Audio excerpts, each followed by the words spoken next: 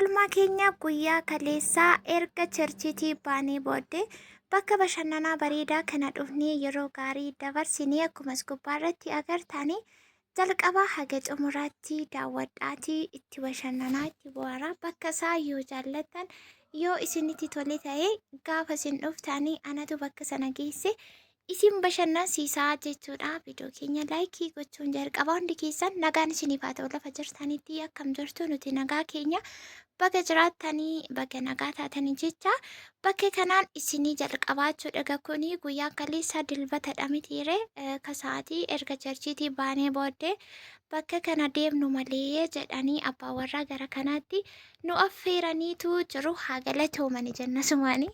Ani galee lakkii galee suuqii koo keessa taa'u naa wayyaa jennaanii kiraayii manaa meeqa sitti lakkaa'an jedha. Kanatu akkasitti abdii natti hortii na jajjabeessitu. Ani argadheen irreen jedhegaa nuyi warri shamaraa warri dubartootaa kun immoo yeroo magadi baanii qilleensa waa tokko jijjiiran nuti tolaa mitiire haalli giddiin nu qaburraan kanaaf waan akkasiin jaallanna. Eshedhee anis immoo waliin kunni sadii taanii bakka kana dhufnee jirra. Astuunis jirti. Innis immoo jira anaan sadii ta'ee jira jechuudha. Bakka kanatti sa'aatii misaadha waan ta'eef misaa wanti nuuf ajajame kunuunsa kana shakilaa xibsiimoo xibsi shakilaa isa jedhamu kanaa jechuudha. Baay'ee tokko minyaa baay'ee namatti tola.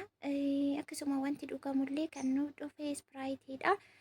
Inni immoo waan biraa ajajadhu jennaan lakkisnuma fakkaachuun qabaa jedha yeroo baay'ee. Ani immoo ispiraayitii waan hin jaalladhuu fi faalleessuu hin barbaadu akkasittiin.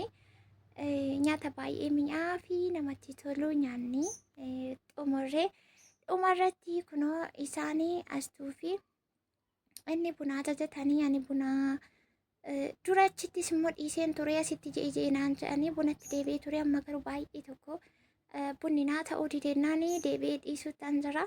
Kunoo buna kana asitti ajajatanii jiru. Astuun immoo buna baarakka hogan lammaffaan uddu waan naammoo sukkaara madeedha kan isheen uddu. Achiin booda erga achiitii baanee misaa keenya xumurree bakka kana dhufnee jechuudha. Astuufaanas kanatti fataan sanaa jechaa jira. Bakki kun baay'ee Finfinneedha. Finfinnee akkasuma raagaa nurraa fagoo miti. Yaa'u garuu galgaluma galle sa'aatiin deemee galgaluma galle cherchiitii baanee gara manaatti hin deebine achumarraan darbine malee kunne malee kan jedhuuni. Bakka kana dhufne bakki isaa baay'ee namatti tola garuu sa'aatii aduu ta'ee aduunsaa xiqqoo nama rabbasha. Sammuna kanaan immoo bokkaatu roobuu fi akka qorruus akka tokko ta'a qilleensi isaa xiqqoo akka jijjiiramu ta'e akka duraa miti baay'ee hagas maranatti tolaan jiru. Akkana dhukkubuu wayii na godhaa akka kaataa san beeku haaluma qilleensaatiin natti fakkaata. Yaa hagatu keessi koo nagaa dhabus immoo miira kan koo dhoksadhee yaaduma isaanii eeguufani. Kunoo akkasitti jirra bakka kana bakki isaa baay'ee tokko bareeda. Har'a yeroo lammaffaadhanii bakka kana kan hin deemne. As kanatti immoo abbaa warraa wajjiniitiin fataa zanaa jechaa jira. Bakki kun bakka seenaa qabeessa bakka baay'ee bareedaa bakka beekamaa jechuudha. Akkuma jalqaba irratti isiniin jedhee yoo jaallattan ta'e bakki sun natti tolee natti bareedee jettanii warri hawwitan anatu bakka sana sin geessa. Baay'een keessan immoo gaafan dhufu si biraan dhufaa mana keen dhufaa si arguun barbaadaa si wal baruun barbaadaa jettanii anas fayyaa godhee isiniinis immoo fayyaa godhee waaqayyo umurii dheeressee guyyaa sin galtaniinis immoo as taa'ee eegunuuf fide wannu agarsiisu baay'ee tokko natti tola. Yeroo isin akkas jettanii agam akkasiin garaana nyaattanii anumatu beeka.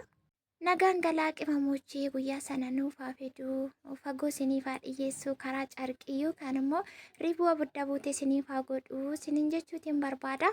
Achiin booda erga fataa sanaa jennee bakka kana immoo dhufnee gaas kunis immoo baay'ee bakka kana kaffaltaniitudha kan galamu. Sadan keenyatti birrii meeqadha? 100 kam natti fakkaata.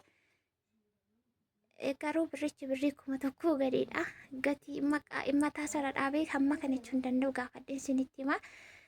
Namni kamoos keessa kaffaleetudha kan seenamuu danda'u. Seemii bakka bashannanaa kana keessa zimnidhamee seenamuu achiin booda immoo dhumarratti achuma keessa jechuudha. Bakki kuni meeshaan asirratti argitan kun tokko tokkoonsaa hiika mataa isaatii kan inni qabu.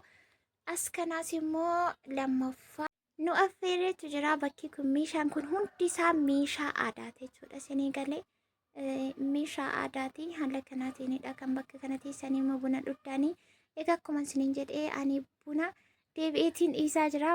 Baay'ee tokko naa ta'uu didee ani shayiidha. Inni immoo buna ajajatee jira. Akkasuma fandishaan illee ni jira. Laalaaga kunoo kun bakka adawaa bakka seenaa qabeessa.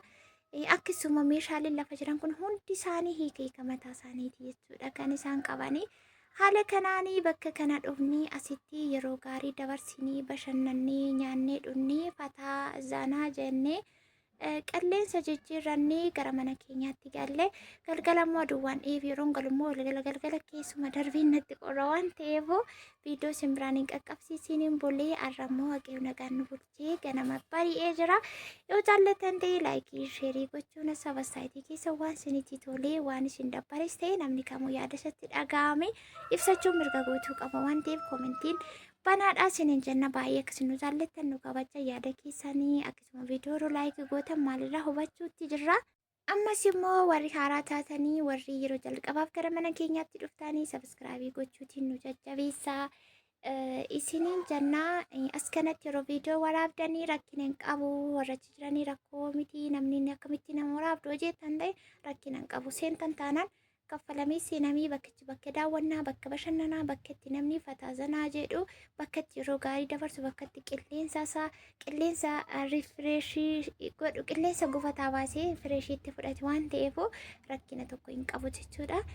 Malee callisanii kaameraa bakka hundatti namatti qabuun hin ulfaata eeyyama malee hin danda'amu jechuudha. Nama walitti bu'uun jira waa meeqatu jira waan ta'eef eeyyamamaadhaan isiniin jedha. Isinis immoo kottaa gaafa dhuftanii bakka kana warri jaallattanii anatu geessee bakka kanatti fataa zanaa isin godhaan isiniin jedha. Bakkuma kanatti dhaaba viidiyoo isinitti dheeressu viidiyoo biraatiin hagan deebi'ee dhufuutti bakka jirtan lafa jirtanitti nagaa fayyaa ta'a. Gaarii isiniin darbii namtuu isin arginu baay'ee.